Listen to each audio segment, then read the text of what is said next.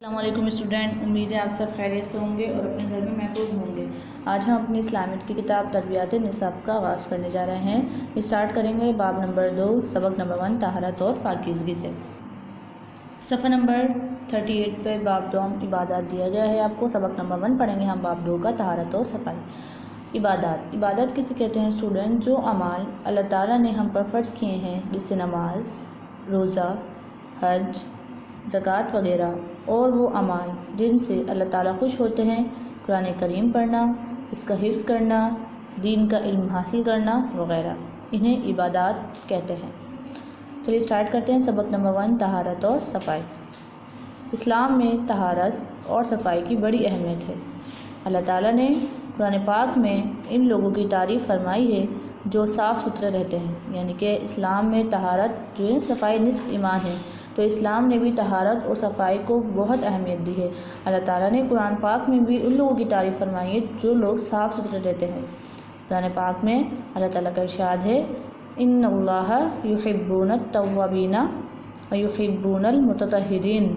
तर्जुमा, बेशक अल्लाह ताला इन लोगों से मोहब्बत करता है जो इसकी तरफ कसरत से रुजू करें, और इनसे मोहब्बत करता है जो खूब पाक साफ रहें। इस तर्जुमे का मतलब क्या है कि बेशक अल्लाह ताला उन लोगों से मोहब्बत करता है जो कसरत से इसकी तरफ रुजू करते हैं, मतलब कसरत से ये चाहते हैं कि वो ज़्यादा से ज़्यादा अल्लाह ताला का जो इस्लाम ने हुक्म दिया है उन पर अमल करें, नमाज रखें, रोज़ा रखें, इबादत करें अल्लाह ताला की। तो अल्लाह ताला क्या करता है, कसरत से उनकी तरफ रुजू करता है, और इनसे मोहब्बत कर अल्लाह ताला उनसे मोहब्बत करता है जो उसकी तरफ रुजू करते हैं, उसकी इबादत करते हैं, और इनसे मोहब्बत करते हैं जो पाक साफ रहते हैं, मतलब तहारत और पाकीज़गी का बहुत ख्याल रखते हैं। अल्लाह ताला इनसे मोहब्बत करता है।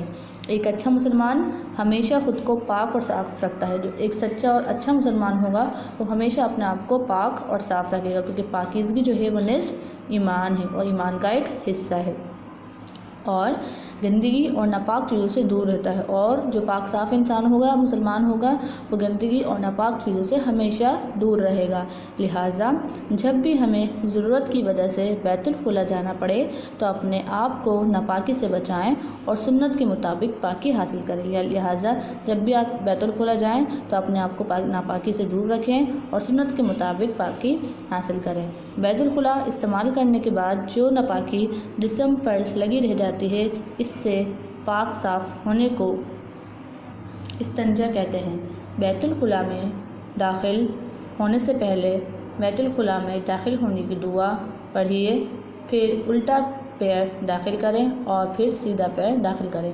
मतलब बैतुल खुला में आप जाएँ तो सबसे पहले आपको क्या चाहिए कि आप पहले सीधा पैर, पहले आप क्या करें, उल्टा पैर दाखिल करें और फिर बाद में सीधा पैर दाखिल करें। और नापाकी दूर करने के लिए टिश्यू पेपर इस्तेमाल कर सकते हैं। फिर इसके बाद पानी इस्तेमाल करें, हाथ भी पानी और साबुन से धोइए। मतलब टिश्यू पेपर अगर आप इस्तेमाल कर भी रहे हैं, मगर आपको उसके बाद पानी जो है वो लाजमी इस्तेमाल करना है और साबुन से अच्छी तरह हाथ भी धोने हैं। बैतुल खुला में बैठते हुए मुंह या पेट किबले की तरफ ना हो। मतलब ये ख़ास ख्याल रखें कि बैतुल खुला में बैठते हुए आपका जो मुँह है वो किबले की तरफ जो है वो ना हो।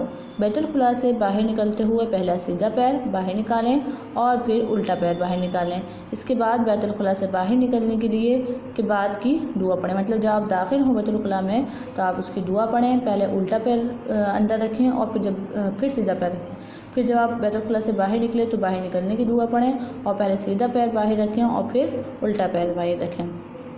मेरे स्टूडेंट, आप इन बातों पे अमल भी करेंगे रेगुलर। किन चीज़ों को पाक साफ़ रखना ज़रूरी है?